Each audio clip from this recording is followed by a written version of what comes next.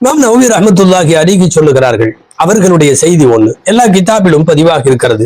குறிப்பாக தத்கிரத்துல் ஹுஃபாது, ஹாஃபிதுகளினுடைய நினைவு, இமாம் தஹபி எழுதிய கிதாப், அதுல இவர்களை பற்றிய செய்தி வருகிறது. இமாம் நவவி தூங்கி கொண்டிருக்கிறார்கள் அவங்க குடும்பத்துல எல்லாரும்.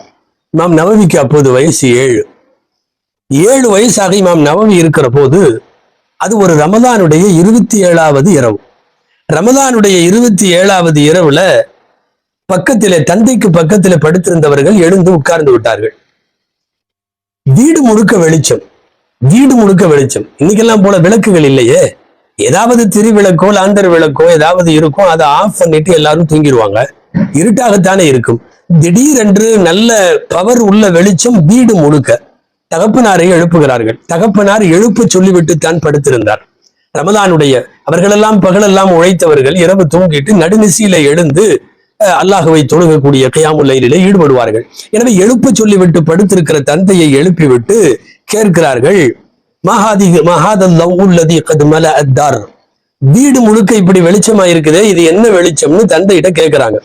அந்த தந்தை வீட்டுல உள்ள மற்றவங்களையும் எழுப்பி விடுறார். எல்லாரும் எழுந்து விட்டார்கள். வீட்டுல உள்ள அத்தனை பேரும் எந்திரிச்சிட்டாங்க. எந்திரிச்சு எதனால வெளிச்சம்னு பாக்குறாங்க. அவர்களின் கண்களுக்கு எதுவுமே தெரியவில்லை. போது தந்தை சொன்னார், நிச்சயமாக இது லைலத்துல் கத்ர் தான், வணக்கத்திலே ஈடுபடுவோம் என்று சொல்லிவிட்டு வணக்கத்திலே ஈடுபட்டு விட்டார்கள். பொதுவாக சில பெரியவர்களுக்கு அல்லாஹ் அவர்களின் சின்னஞ்சிறு வயதிலிருந்தே சில திருப்பு முனைகளை கொடுப்பான், சில முன்னறிவிப்புகளை கொடுப்பான், சில முன் அற்புதங்களை கொடுப்பான். பெருமானார் ஸல்லல்லாஹு அலைஹி வஸல்லம் பிறக்கிற நேரத்தில் பாரசீக கோட்டையில், கிஸ்ராவினுடைய அரண்மனையில், அதே மாதிரி அப்ரஹாவினுடைய யானை படையெடுப்பில், இப்படியெல்லாம் ரசூலுல்லாஹ் பிறப்பதற்கு முன்பு சில முன் அற்புதங்கள் நடந்தது அல்லவா, இர்ஹாசாத் என்று சொல்லுகிறோம். அது மாதிரி உள்ள ஒரு முன் அற்புதம் 27வது இரவு வீடு முழுக்க பெரும் வெளிச்சத்தை பார்க்கிற இமாம் நவவியின் வரலாற்றில் 7 வயதில் ஏற்பட்ட ஒரு திருப்பு முனை இது.